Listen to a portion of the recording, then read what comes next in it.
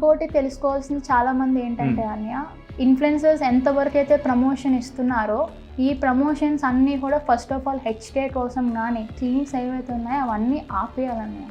ఎందుకంటే వాళ్ళు వీళ్ళ మీద ఇచ్చే ప్రమోషన్ వాళ్ళు బాగానే బతుకుతున్నారు, ₹1,00,000 ఇండస్ట్రీ సంపాదిస్తున్నారు. వాళ్ళని చూసి మేమందరం కూడా మోసపోతున్నాం. ఇవన్నీ మేము చెప్తే కింద కమెంట్స్ ఏం పెడుతున్నారు తెలుసా, నిజంగానే మీరు ట్రీట్మెంట్ తీసుకున్నారా అంటే వాళ్ళు చెప్తే మీరు వెళ్ళిపోతారా? ఇప్పుడు ఎవరైనా మనం వేసుకున్న బట్టలైనా సరే ఒకరు చెప్తేనే మనం వెళ్తాం కానీ ఇచ్చే ప్రమోషన్ దాన్ని బట్టే మనం వెళ్తాం.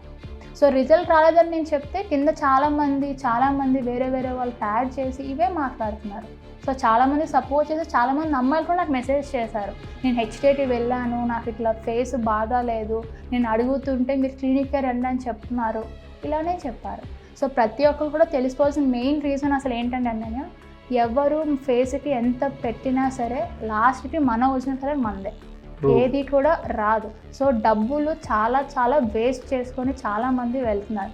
ప్రతి అమ్మాయి కూడా దొంగలా వెళ్తున్నారు. అంటే ఎలా అంటే ఇంట్లో వాళ్ళు తెలిస్తే ఏమని అంటారేమో, సరే అందంగా మారుతాం కదా ఇదే నమ్మి వెళ్తున్నారు. ప్రమోషన్ కూడా అది వాళ్ళే ఇస్తున్నారు అన్న.